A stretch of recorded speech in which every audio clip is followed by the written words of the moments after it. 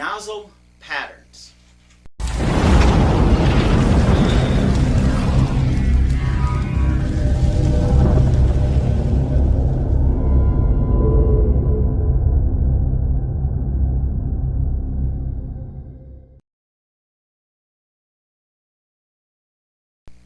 Hi, I'm Craig Duck, President and Missionary of the Fellowship of Christian Firefighters, here with another Tailboard Talk group discussion.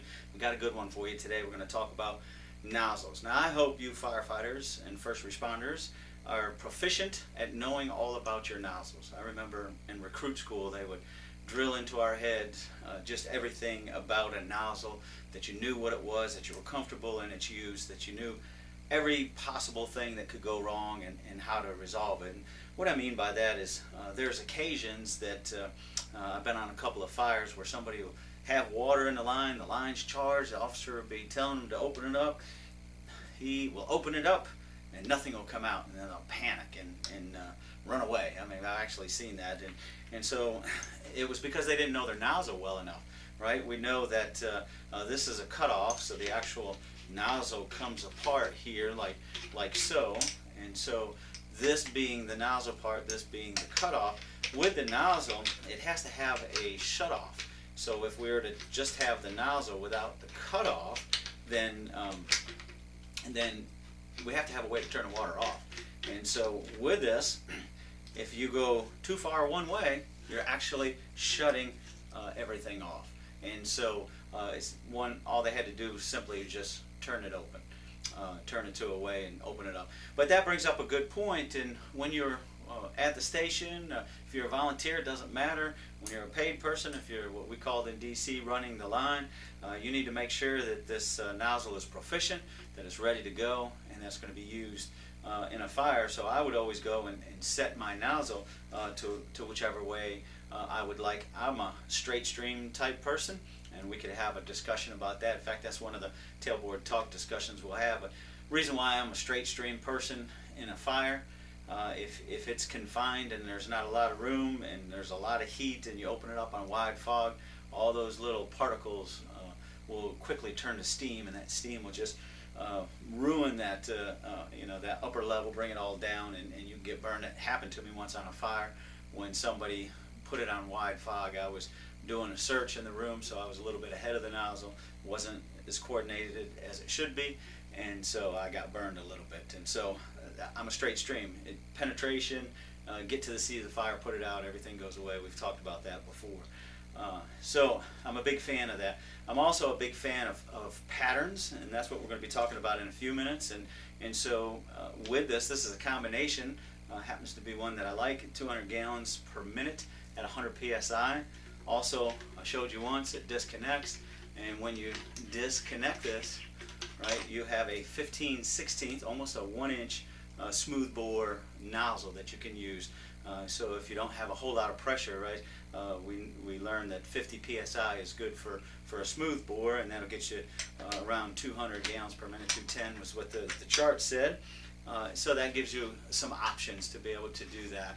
And so I really like that smooth bore concept. But this gives you more options. You have different patterns. And what you can do with these different patterns is, if you're going on a basement fire in DC, first due engine company went to the top of the stairs and held the fire in check there, so the search crews and everybody else could do their job. Second due was coming in from the rear, and they would go ahead and hit it. Well, if that door is burned out, how are you going to hold it in check? And you don't want to be directing a stream down the stairs, because that could potentially burn somebody. And so we were always taught to put it on a pattern so that you cover the door. The water now becomes the door, and you just open this up just enough to keep the fire from coming back. Certainly ventilation with this, I can use a different pattern, right? Instead of a little bit narrow like a 30 or 40, I can use a bigger, wider pattern going out the door, and this has a lot of cubic foot per minute that can leave 10 to 30,000 that can be exited out a window based on the size of the window, the distance of the nozzle from the window, and how many gallons per minute you're flowing. But you can move a tremendous amount. Now in the volunteers, water's precious. If you're out in the country like we are here, you don't necessarily have the luxury of venting out a window all the time. But a small one-room fire, you can certainly do that. and it'll know if the fire is in check, or if it's in a closet or something. It'll show itself once you start venting out that window. So these patterns are really good. Again, you can use it to cool down. If you're moving forward, can't find the fire, I would suggest, if all indications are you're at a really good working fire, hit that ceiling and cool down that ceiling to avoid a flashover, and that would help prevent that. So just a whole lot that you can do with a nozzle. I hope that you know how to take it apart and fix it, put it back together. Some departments have what they call a master firefighter, and I was always impressed with that. And to get to that status, you had to take a nozzle apart and put it back together and know how everything works. And you should do that. We don't want you taking firefighter 1 and 2 and staying at that level. We want you progressing and getting better and better. And so knowing how to use this nozzle, what pattern you're going to use, and being capable of doing that will make you a great firefighter. And so just want to draw a biblical analogy. I hope you all have figured out which one that I'm going to do, but I would like to draw your attention to 1 Corinthians chapter 4 and verse 16. A very short verse, not the shortest, but 4:16 says, "I urge you then, be imitators of me."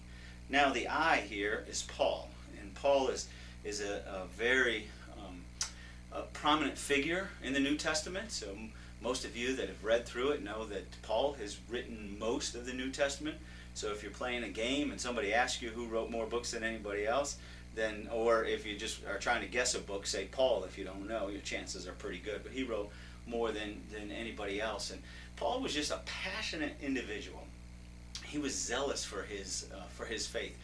Before he came to Christ, he was very zealous in persecuting Christians. But then once Jesus met him on the road and changed his life, and he became a Christian, then he was just as zealous for preaching the word, for telling people what God had done for him and pointing them to Christ. And so that word, be imitators, that we said, another word for imitators would be pattern, right? So one could say, pattern your life after me, imitate me.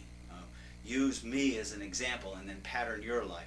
And Paul did that. He patterned his life after Christ. And so he knew full well what Christ did, what he taught, what he stood for. He was very eloquent at that.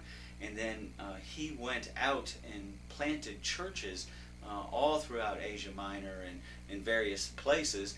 And so he was talking to one of his churches, and he wanted to ensure that they weren't leaving the faith, or that they weren't growing in their faith, but that they were growing in their faith. And that he would even, his mentor that he was working on, his disciple Timothy, he'd even send over there to make sure that they were following biblical principles. And so this idea of patterning yourself after someone.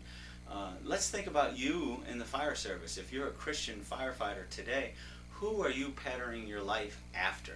Are you just doing your own thing, or whatever the world says, or whatever the fire service says, trying to be the best you can? Or are you looking to God? Are you looking to Jesus, the principles that are there to make you a better leader, a better firefighter? And then you want to set that pattern in your life and grow and continue to serve in the fire service. Now, it's also interesting to note that others are watching you. If you have declared yourself as a Christian firefighter, no doubt others are watching your every move, and they want to wait to see when you get tripped up, or when you fall, or when you make mistakes, but they want to see how you conduct yourself. And it's very confusing when you say, yes, I'm a Christian, a Christ follower, one that is trying to please God, and then day after day at the firehouse, you're showing different things.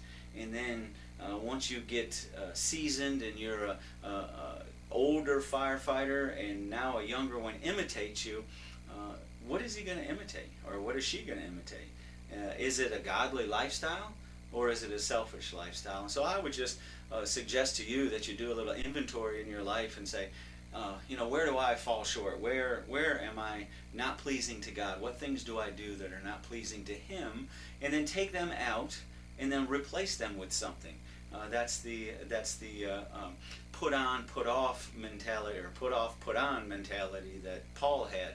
You have to replace something that you're trying to get rid of with something good. So just think of cigarettes, right? If you want to replace cigarettes, most people, what do? They eat a lot, or they might use lollipops, but they're replacing that with some other habit, and that's why a lot will put on some pounds there.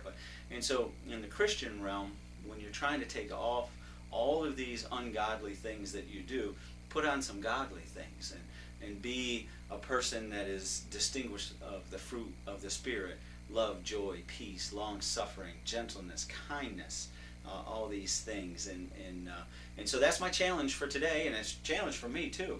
I want my pattern to go out into the world, and I want others to follow me because I follow Christ.